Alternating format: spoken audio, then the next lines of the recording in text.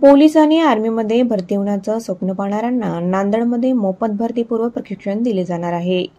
महाराष्ट्र शासनाच्या बाबासाहेब आंबेडकर संशोधन व प्रशिक्षण संस्था आणि आदिवासी संशोधन व प्रशिक्षण संस्था यांच्यामार्फत नांदेडच्या समृद्ध जीवन प्रतिष्ठान संस्थेच्या वतीने हे प्रशिक्षण दिले जाणार आहे। या प्रशिक्षणाचे उद्घाटन जिल्हा पोलीस अधीक्षक अविनाश कुमार आणि विद्यापीठातील माध्यम संकुलाचे संचालक डॉक्टर राजेंद्र गुणारकर यांच्या हस्ते करण्यात आले। या कार्यक्रमाचे प्रास्ताविक पत्रकार प्रवीण कंदारे यांनी केले। यावेळी माजी नगरसेवक महेश कनकदंडेही उपस्थित होते। कार्यक्रमाच्या यशस्वीतेसाठी संचालक डॉक्टर शुद्धोधन एडके, चंद्रमुनी धूतराज यांनी परिश्रम घेतले। उद्घाटन कार्यक्रमाला विद्यार्थी आणि विद्यार्थिनी मोठ्या संख्येने उपस्थित होते।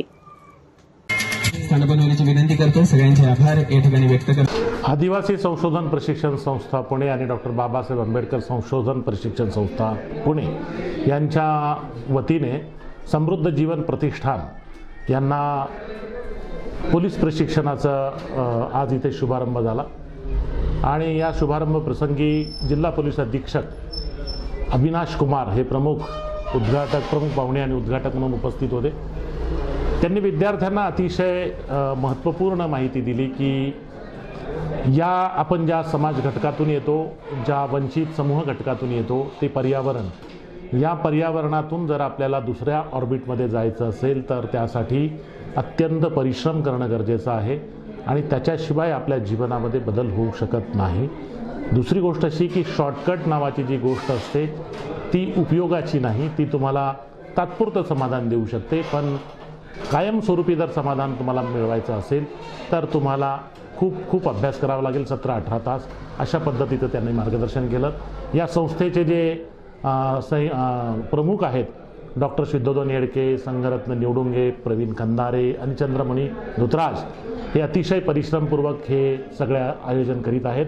यापूर्वी देखील बार्टीच्या वतीने एक प्रशिक्षण त्यांनी यशस्वीरित्या पूर्ण केलेलं आहे आणि आता हे पोलीस भरती पूर्व प्रशिक्षण आणि मिलिटरीसाठीचं जे प्रशिक्षण या ठिकाणी त्यांनी आयोजित केलेलं आहे। इथला जो स्टाफ आहे त्यांच्याशी सुद्धा मी बोललो।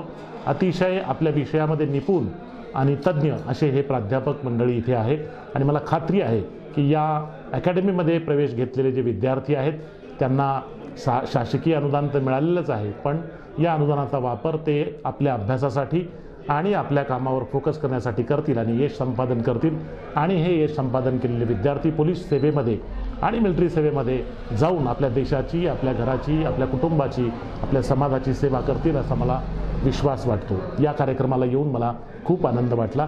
या सर्व विद्यार्थ्यांना हार्दिक शुभेच्छा। विनंती करतो आहे की आपण महामानवांच्या प्रतिमांना, त्यासोबतच महामानवांच्या प्रतिमा आहोत जिथे आहोत जसे हरू या अंधाराला